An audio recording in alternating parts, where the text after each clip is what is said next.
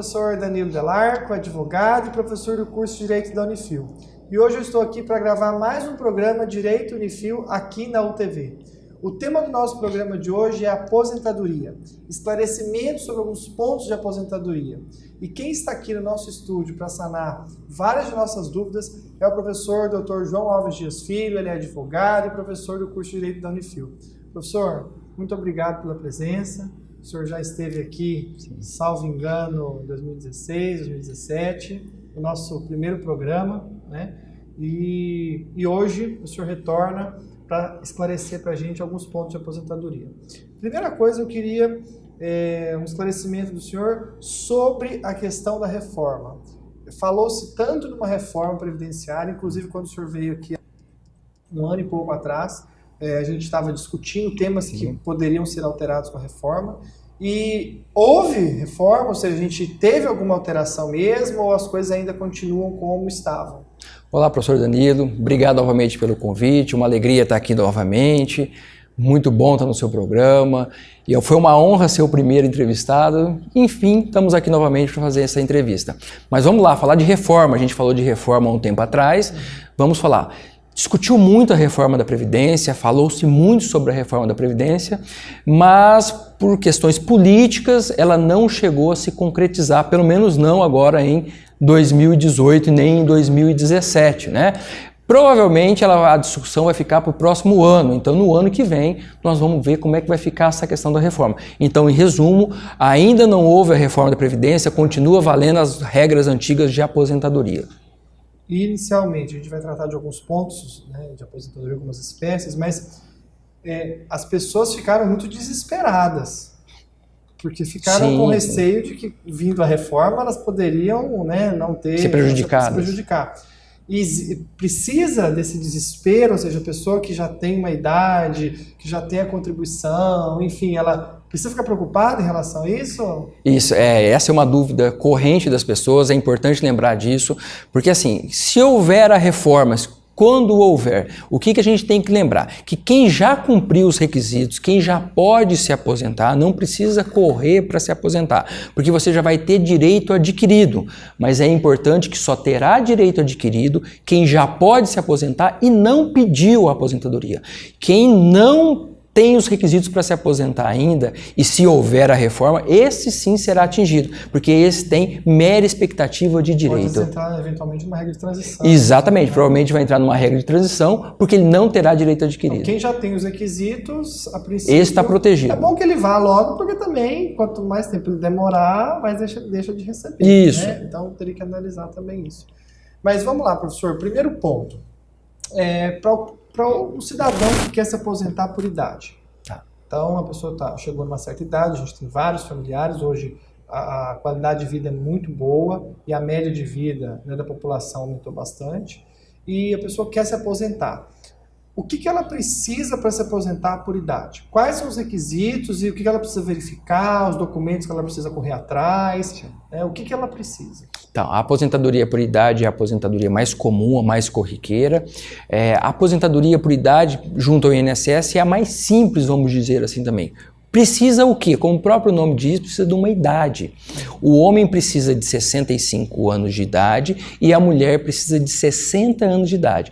Mas atenção, o mais importante, não basta ter a idade para se aposentar pelo regime geral da Previdência Social, pelo INSS, além da idade é necessário um tempo mínimo de pagamento. E o que é esse tempo mínimo de pagamento? Que a gente chama de carência. São os famosos 15 anos. Então, um homem para se aposentar, ele tem que ter 65 anos de idade e 15 anos pago para a Previdência Social. E a mulher, 60 anos e 15 anos de recolhimento. É isso que é necessário. No rural é a mesma? Tá. No rural tem uma diferenciação. No rural, a idade diminui. Então, o homem, o trabalhador rural, se aposenta aos 60 e a mulher aos 55 anos, provando o trabalho rural. Mas o rural tem que ter essa contribuição também ou não? O rural exige a prova do trabalho, precisa dos 15 anos comprovado do trabalho. Que era praticamente exclusivamente rural. Exatamente, é nesse sentido. Então, no caso, a contribuição precisa desses 15 anos. Esses 15 anos, no caso da aposentabilidade, eles precisam ser, eles podem ser picados. Então, por exemplo, às vezes as pessoas perguntam assim, eu tenho a idade trabalhei lá em 80 a 85 e tenho registro. Depois eu teve de 90 a 93, agora de 2000 e pouco. Então, ou seja, teve os 15 Picadas anos picados. Vale também? Vale. Você tendo a idade, você só precisa esperar chegar aos 15. Então, se você recolheu de 90 a 95, ficou um tempo sem recolher, depois recolheu mais 5, mais 10. O importante é você chegar aos 180 meses, ou seja, os 15 anos, ainda que seja intercalados, o importante é ter esse tempo mínimo de pagamento de 180 meses, os 15 anos. Entendi. Isso é bastante interessante, porque se a pessoa não tem, falta 1, 2 anos, ela mesma poderia contribuir. Perfeito, ela pode recolher. Para conseguir fazer essa aposentadoria. Para chegar a esse tempo mínimo, exatamente Como isso. que a pessoa consegue verificar o quanto que falta para ela contribuir? Ela precisa, ela vai no INSS, ela precisa ir lá pessoalmente verificar, ou ela pode consultar pela internet, no site da Previdência? O que ela precisa para poder descobrir o tempo? É interessante isso daí, porque o INSS agora está com um sistema novo chamado Meu INSS. Hoje, todo mundo pode ter acesso ao Meu INSS pela internet, e lá tem as simulações do tempo. Lá no próprio site do INSS, no chamado Meu INSS, você entra num sistema próprio seu e você simula o seu tempo, e ele vai te falar lá quanto tempo então, você tem. Os seus dados lá. Exatamente. E aí ele vai te dar o tempo. Você tem 10 anos, 11 anos, 15 anos, vai te dar essa simulação de tempo. Se caso aconteça de eu ter trabalhado, registrado, os 15 ou mais anos, na hora que eu vou fazer a consulta lá, tem 5 anos a menos, 3 anos a menos? Tá. Isso aí a gente tem que ver o seguinte: se eu estava registrado com a carteira de trabalho, o INSS tem uma base de dados que é o chamado CNIS, o Cadastro Nacional de Informações Sociais. Se a sua contribuição, se o seu tempo estiver regulado lá, o INSS aceita perfeitamente. Agora, se você não tiver, você tem que fazer a prova disso. Levar a carteira de trabalho ou juntar a prova para provar que de fato você trabalhou. Provando isso daí, o INSS insere isso no sistema e vai aceitar esse seu tempo. Se a pessoa que recolhia, ela já tem um comprovante de recolhimento. Exatamente. Ela leva. Se é uma pessoa que era registrada, carteira caso a de empresa trabalho não fez o recolhimento corretamente, ela leva a carteira de trabalho. Isso no próprio INSS já se resolve. Você precisa entrar, juizar uma ação para poder arrumar esse tempo. A ação é somente se o INSS se recusar a fazer isso daí. Primeiro, se a gente faz esse pedido administrativamente, sempre se pede primeiro no INSS. Com a negativa ou a ausência de resposta da Previdência Social, aí sim é que é permitido entrar com um pedido na via judicial. Entendi. E no caso da contribuição, da aposentadoria por contribuição, quais seriam esses requisitos mínimos para se aposentar? A aposentadoria por tempo de contribuição é uma outra espécie de aposentadoria. Essa aposentadoria ela já não exige uma idade mínima. A aposentadoria por tempo de contribuição existe um tempo de contribuição mínimo, que daí o homem é 35 anos e a mulher são 30 anos. Então não precisa da idade, mas você tem que recolher se for mulher 30 anos e o homem 35. Só para entender, o rural não entra nessa questão aí. Não, o rural se aposenta por idade. Por idade, então, exatamente. Quem vai entrar nessa questão é o trabalhador urbano, que ele pode ser por idade, tendo que respeitar o mínimo de 15 anos de contribuição, 180 meses, e no caso, se ele não tiver a idade de 65 homem e 60 mulher, aí ele poderia ter uma idade menor, né, uma idade inferior, mas teria que ter esses anos todos de contribuição. Isso. Se o trabalhador rural quiser se aposentar por tempo de contribuição, aí ele tem que fazer no mesmo sentido do urbano, ele tem que pagar. Aí serão os 35 anos. Se não, o trabalhador rural vai se aposentar por idade. Não recolher, isso, né? Então, a praxe é essa. Rural aposentar por idade mesmo. Entendi. Exatamente isso. Essa questão da contribuição, as pessoas têm uma ideia de que aquilo que eu vou o que eu ganho, o salário pelo qual eu contribuo é o salário que eu vou ganhar de aposentadoria. Então, assim, você ganha lá 5, 10 mil reais, você vai recolher normalmente pelo teto, dependendo do valor. Acho que a partir de 5.600 e pouco. Né? A pessoa já recolhe pelo teto. Mas aí ela imagina que se ela recolheu isso já 2, 3 anos, ela vai se aposentar por esse valor. É assim que funciona? Não, muita gente ainda acha que é assim. Você não vai se aposentar pelo aquilo que o seu salário da carteira, vamos dizer assim. O cálculo da aposentadoria, em regra, ele é uma média do que você contribuiu de julho de 1994 até a data que você pede a aposentadoria. Então não adianta você no final vir e aumentar só no finalzinho, porque como é média aritmética simples, você tem que ter uma base alta para ter um valor alto, porque senão, se você está sempre pagando pouco sobre o salário mínimo e próximo de se aposentar aumenta só para tentar achar que vai se aposentar pelo máximo, isso não vai dar certo porque é média aritmética, é soma de tudo que você contribuiu. Então a pessoa tem que ter contribuído por um valor alto. Sim, a única coisa que a lei dá de benefício hoje é que ele exclui os 20% das menores contribuições. É uma vantagem que a lei ainda te dá hoje. E tem alguém que consegue, por exemplo, tem algum benefício que é possível com o valor que estava se recolhendo, por exemplo, uma pensão por morte, alguma coisa, existe essa possibilidade ou também todos os benefícios têm que ser feito média? Todos os benefícios são médios, só que alguns benefícios, por exemplo, o auxílio-doença tem uns percentuais diferentes ao auxílio-acidente. Então, a pensão por morte também pode, se for decorrente, e o benefício anterior pode ter o valor calculado diferente. Mas, em regra, é a média. É a média, exatamente.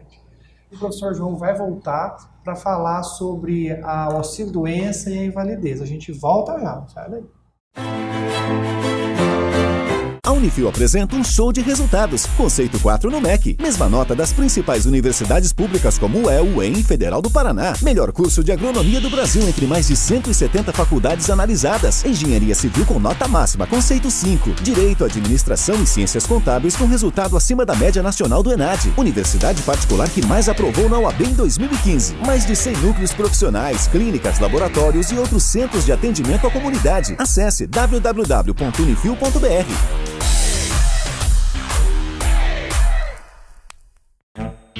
Unifil EAD, o mais novo show de conhecimento e tecnologia. Ensino à distância com a mesma qualidade de uma das melhores universidades do Brasil na avaliação do MEC. Você tem 24 horas de conhecimento na melhor plataforma do Brasil. Cursos superiores de graduação, pós-graduação e MBA. Cursos técnicos de capacitação e também temas livres. Unifil EAD. Você pode mover seu futuro.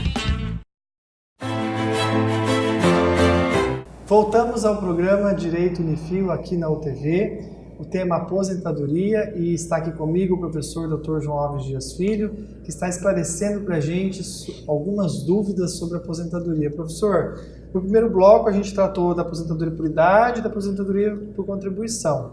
E agora a gente está vivendo, na atualidade, uma questão que as pessoas estão sendo notificadas, né, de que estão perdendo seus benefícios de auxílio-doença ou invalidez, pessoas que às vezes anos já recebem, e algumas pessoas estão sendo notificadas para refazer, né, a perícia.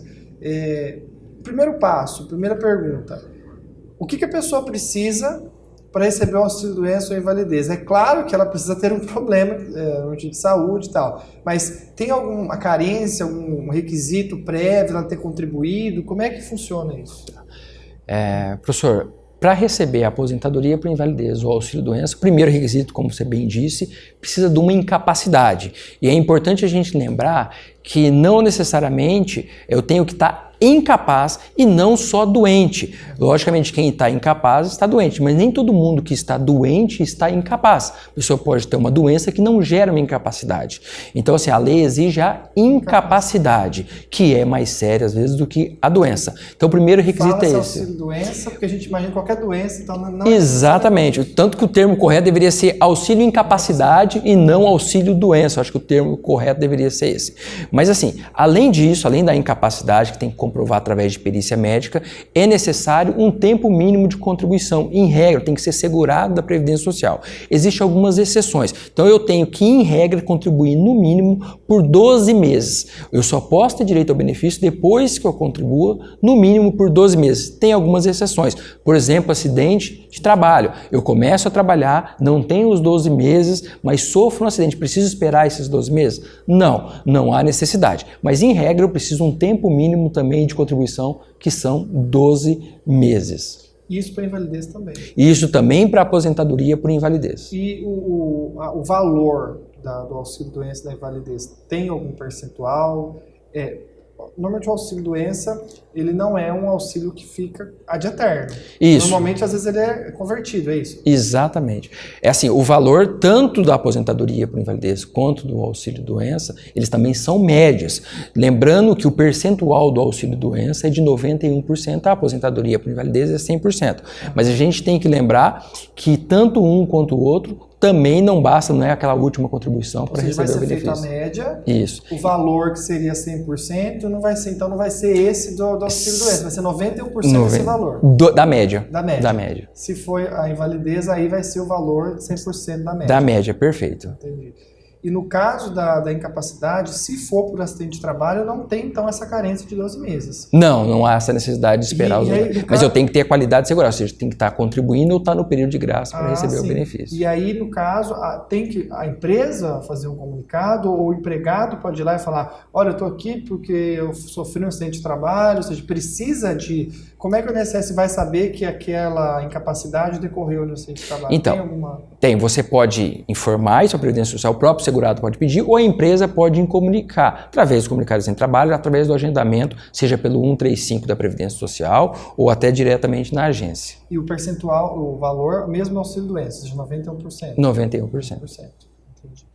E no caso do auxílio-doença, igual o senhor colocou, a invalidez tem a perícia. Sim.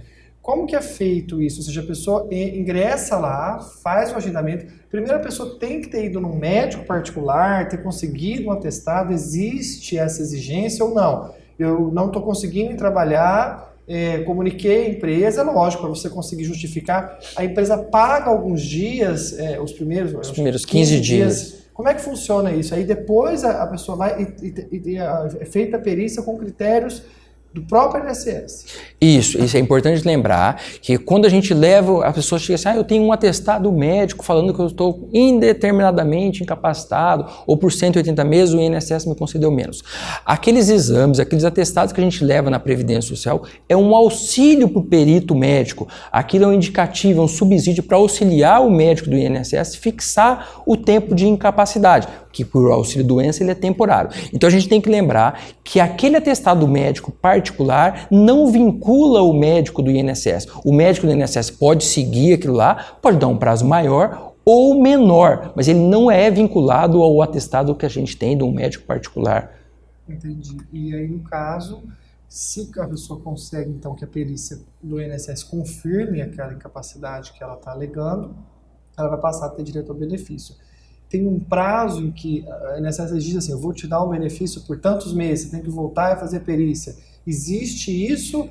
Como é que funciona esse controle? Existe. Hoje a gente tem a alta programada. O médico do INSS já fixa a data provável de recuperação. Então ele fala, olha, para o seu tipo de incapacidade, você precisa de 4 meses de afastamento, 60 dias, 90 dias. Então ele já programa a data de cessação do benefício. Logicamente que quando chegando lá, se a pessoa se sentir que não voltou à recuperação da capacidade, ela pode pedir a prorrogação do benefício. Mas existe o médico do INSS para o auxílio-doença, ele pode fixar a data provável da alta, que é a chamada alta programada do auxílio-doença. Entendi. E se caso está agendado e acontece do INSS ter que cancelar ou alguma se você não pediu prorrogamento, aí cancela automaticamente, porque ele já deu a previsão, a estimativa de alta. Mesmo sendo uma falha deles, no caso do agendamento. Se você achar que não recuperou na data que o médico do INSS te fixou, você pode pedir a prorrogação. Agora, se você ele não marca uma nova perícia, ele marca um tempo de cessar. Isso, se você entender. Tem que ir atrás. Isso. Se ele realmente acertou, falou, não, foi suficiente esse prazo, já cessou e a pessoa volta a condições normais. E agora nós estamos acompanhando na mídia que acho que 150 mil pessoas no país receberam ou iam receber notificações para realização de perícias para confirmar auxílio-doença e invalidez sob pena de perder. Já vem há um tempo, o governo criou o chamado pente fino. A gente tem que lembrar que os benefícios por incapacidade, o auxílio-doença e a aposentadoria por invalidez, o auxílio-doença é um benefício temporário e a aposentadoria por invalidez presume-se que seja permanente, mas tanto um quanto o outro eles podem ser cessados, eles não são ad eterno, não são para sempre, eles podem, desde que a pessoa recupere a capacidade. E o que tem sido feito ultimamente? Tem sido feito um pente fino para verificar se essas pessoas que estão recebendo benefício por incapacidade, auxílio-doença e aposentadoria por invalidez, de fato continuam incapacitadas. E o que a gente está escutando, o que a gente está acompanhando? que a maioria dessas pessoas que estão sendo convocadas pelo INSS, e bem lembrar, o INSS ele não está cortando de uma vez, ele está mandando um comunicado para a pessoa vir fazer uma nova perícia. E nessa nova perícia, constatando que a pessoa continua incapacitada, ela vai continuar recebendo o benefício. Se verificar que o benefício, que ela não tem mais a condição de incapacidade, está sendo cessado o benefício, que a maioria hoje, pelo menos o que eu tenho acompanhado, está cortando o benefício dessas pessoas. Que você tem contato, a grande maioria está sendo cessado. Mesmo pessoas de anos. Anos, o INSS está fazendo esse pedido fino, pessoas, se ele constatar que a pessoa, mesmo que já há anos, não está mais incapacitada, ele está cortando o benefício. Então, é isso que está acontecendo. As pessoas têm que ficar atentas, mesmo porque... aparentemente, eles estão sendo mais criteriosos nessas perícias? Os médicos estão sendo mais exigentes? Penso que sim. Eu acho que hoje o olhar para verificação da incapacidade está bem mais rigoroso o sistema. Muita fraude também. Sim, já, e é para então, justamente isso, para evitar a fraude que estão se fazendo isso daí. Professor João, eu quero agradecer a tua presença, os teus esclarecimentos. Tá? Eu que agradeço. Muito obrigado pela presença. Conto com você nos próximos programas. Precisando, estou à disposição. Muito obrigado. E eu me despeço aqui. Antes, eu quero lembrá-los que nós na Unifil temos pós-graduação em Direito, na área do Direito do Trabalho, do Direito Previdenciário, do Direito Penal, do Direito Civil, Família, Sucessão. Então, se você tem interesse em fazer uma pós-graduação no Direito, entre em contato com a Unifil. Está aqui passando na tela o nosso site, o nosso telefone. A gente tem preços excelentes e um projeto de bastante qualidade. Então, até mais e conto com a sua audiência. Muito obrigado.